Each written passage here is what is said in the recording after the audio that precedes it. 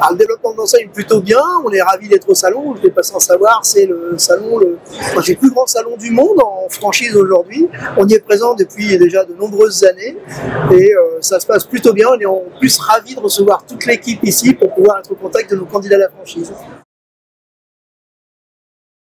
Aujourd'hui, on a 580 agents sur le territoire national, mais aussi dans les Drômes, départements, régions d'outre-mer, puisqu'on a 6 ou 8 agences à Martinique-Guadeloupe, 3 agences en Guyane et 6 à La Réunion. Sinon, le reste est sur le territoire national aujourd'hui. Enfin, le territoire national, on va dire, c'est métropolitain, territoire métropolitain. Je ne voudrais pas fâcher nos amis insulaires. Ça se passe bien, on signe historiquement, enfin pas historiquement depuis 5-6 dernières années, une centaine d'agences par an et on en ouvre entre 70 et 80.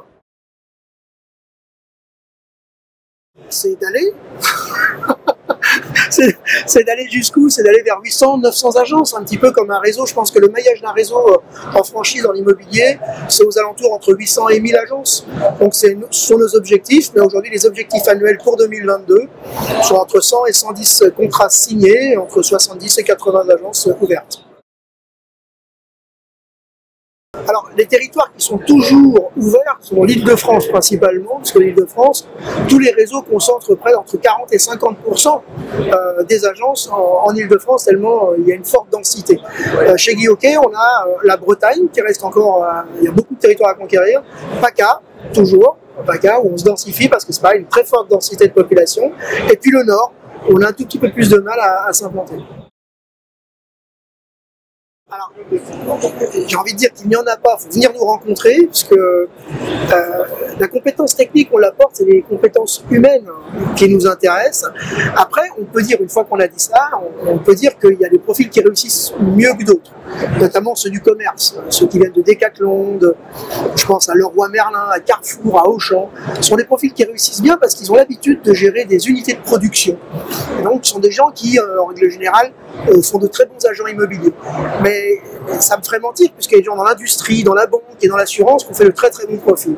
Et puis ensuite, il y en a d'autres, et là pour le coup, qui sont déjà installés comme agents immobiliers, c'est les agents immobiliers indépendants, qui parfois se sentent un peu seuls et nous rejoignent.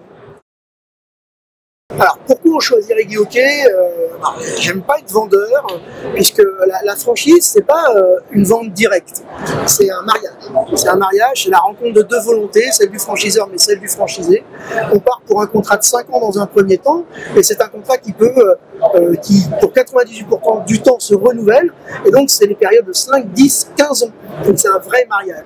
Donc il faut aller voir tous les concurrents, globalement, et voir avec qui on a le plus d'affinité, le plus de compatibilité. C'est ça. Maintenant, si on a une différence réelle sur nos concurrents aujourd'hui, c'est d'avoir intégré dans notre modèle économique les 40 formations présentielles, les 120 formations distancielles, elles sont accessibles de façon gratuite dans notre modèle économique. Une franchise Guy Hockey, on va séparer les choses. Les droits d'entrée et la formation initiale. Les droits d'entrée sont 18 500 et la formation initiale de 10 000 euros. Ça fait 28 500 euros hors taxe de droits d'entrée. Mais après, on va parler du paquet global. Il faut environ entre 40 et 60 000 euros d'apport. C'est le besoin en fonds de roulement qu'un banquier ne prêtera pas. Et ensuite, monter une agence, ça oscille entre, tout confondu, en ce compris les droits d'entrée, tout confondu entre 150 et 200 000 euros. Pourquoi cet écart important? Parce que selon si vous êtes dans une grosse agglomération, une grande agglomération, ou dans Paris, le droit de bail va impacter le projet, ce qui n'est pas le cas dans des villes moyennes. Le modèle économique, après il y a des gens qui font 2 millions d'euros de chiffre d'affaires et d'autres qui en font un petit peu moins, notamment au démarrage, mais le modèle c'est environ 450 000 euros de chiffre d'affaires par an et ça laisse en richesse, puisque vous savez que les avantages nature d'un dirigeant, c'est pas du tout pareil, donc en richesse globalement, ça laisse une centaine de milliers d'euros.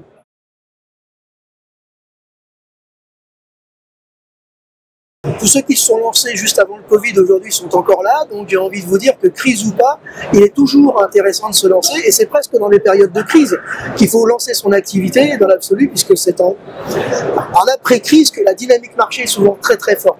Et puis les crises dans l'immobilier, on en a vécu beaucoup, elles sont souvent une contraction courte de 2 à 3 ans, celle des subprimes qui était très lourde, de 2 à 3 ans, jamais beaucoup plus, parce que l'achat immobilier c'est un achat sur le long terme et pas...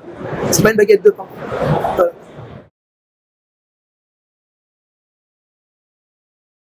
pourrait en donner beaucoup, et pour ça, il faudra venir nous voir et on vous en donnera tout plein. Mais le bon conseil, peu importe l'activité dans laquelle vous êtes, si vous êtes dans la restauration, l'immobilier, peu importe, regardez bien l'équilibre du contrat. Donc faites-vous accompagner par un avocat ou un juriste pour bien regarder l'équilibre du contrat. Il y a des fois des contrats déséquilibrés au profit du franchiseur. Parfois, dans le démarrage d'une jeune franchise, c'est souvent déséquilibré au profit du franchisé. Donc il faut regarder l'équilibre des contrats qui permettent aujourd'hui une durée de vie pérenne. Merci beaucoup Stéphane Fritz. Merci à vous.